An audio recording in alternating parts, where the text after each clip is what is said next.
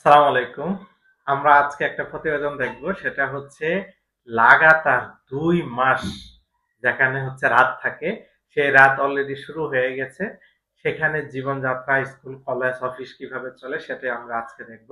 তো চলেন আমরা হচ্ছে প্রতিবেদনটা দেখে আসি, তারপরে বাকি কথাগুলো বলব।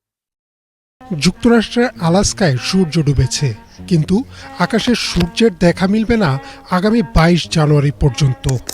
শুনতে অদ্ভুত লাগলেও ঘটনাটি একেবারেই স্বাভাবিক। শুধু আলাস্কা না, আরও কিছু দেশেও শীতকালে কয়েক সপ্তাহ থেকে কয়েক মাস পর্যন্ত লম্বা হয় রাত। এই অদ্ভুত প্রাকৃতিক ঘটনাকে বলা হয় পোলার নাইট বা মেরুরাত্রি। আর অবাক করার বিষয় হলো, এই দীর্ঘ অন্ধকারের সময়েও সেসব দেশে স্বাভাবিকভাবেই মানুষ থাকে, কাজ করে, স্কুল কলেজে যায় এবং জীবনের প্রতিটি কাজ চালিয়ে যায়। টাইম অ্যান্ড ডেটে প্রকাশিত একটি প্রতিবেদনে বলা হয়েছে, পোলার নাইট সাধারণত ডিসেম্বরের কাছাকাছি সময় থেকে শুরু হয় এবং জানুয়ারি বা ফেব্রুয়ারি পর্যন্ত স্থায়ী হতে পারে। এই সময়টায় সূর্য ওঠে না, ফলে ২৪ ঘন্টাই থাকে গভীর অন্ধকার বা নীলাভ গোধূলির মতো আলো। স্থানীয়রা এই সময়কে বলেন ব্লু আওয়ার, কারণ আকাশে এক ধরনের গাঢ় নীল আলো থাকে, যা এক অদ্ভুত সৌন্দর্য তৈরি করে। নর্থে উল্লেখ করা হয়েছে, নরওয়ের উত্তরের শহর ট্রমসোতে এই সময়টায় পুরো শহরটা ম্লান নীল আলোয় ঢেকে থাকে।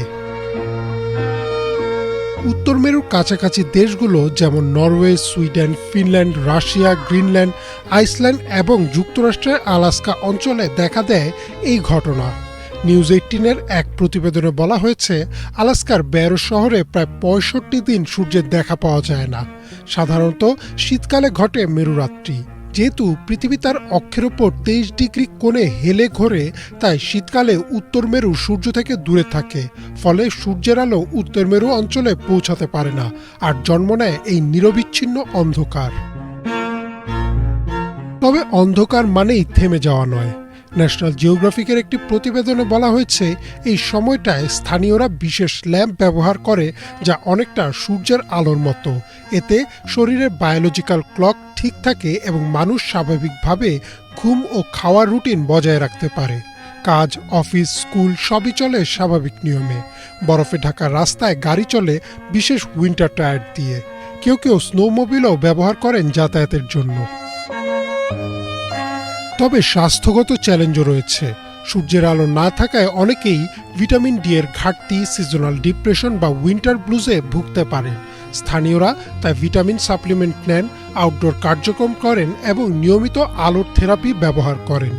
অন্যদিকে এই ঘটনার ঠিক বিপরীত হল মিডনাইট সান বা মধ্যরাতের সূর্য, যেখানে গ্রীষ্মকালে কয়েক মাস একেবারেই সূর্য ডোবে না, অর্থাৎ কয়েক সপ্তাহ থেকে কয়েক মাসের দীর্ঘ দিন, যেখানে রাত ১২টা কিংবা ১টা বাজেও আকাশে সূর্য দেখা যায়। আর এই দৃশ্য দেখার জন্য সে সময় বাড়ে পর্যটকদের আনাগোনা। পোলার নাইট অনেকের কাছে কঠিন সময় হলেও স্থানীয়দের কাছে এটি প্রাকৃতিক সৌন্দর্যের অংশ, এক অনন্য অভিজ্ঞতা। আমরা কিন্তু প্রতিবেদনটা দেখলাম। তাহলে চিন্তা করে দেখেন, আমি যদি সেই জায়গায় থাকতাম, কখন ঘুমাইতাম, কিভাবে ঘুমাইতাম, অফিসে কেমনে যাইতাম, এগুলো কিন্তু আমরা আমাদের নিজেদের মতো থেকে চিন্তা করতে পারি। আমরা যদি কখনো সেখানে যাই, সেখানে কিন্তু ঠিক এইভাবেই আমাদের জীবনযাপন গুলা করতে হবে। আমাদের আসলে অনেক কিছু জানার আছে পৃথিবীতে। সেক্ষেত্রে আমাদেরকে কিন্তু ভ্রমণ করাটা খুবই খুবই জরুরি। কারণ আল্লাহ সৃষ্টিগুলাকে জানার জন্য কিন্তু ভ্রমণটাই অনেক বেশি গুরুত্বপূর্ণ। আপনি যত বেশি ভ্রমণ করবেন, আল্লাহর সৃষ্টিকে দেখবেন, ততই বেশি আল্লাহ সম্পর্কে আপনি জানতে পারবেন। তো আমরা সবাই বেশি বেশি করে ভ্রমণ করবো ইনশাআল্লাহ।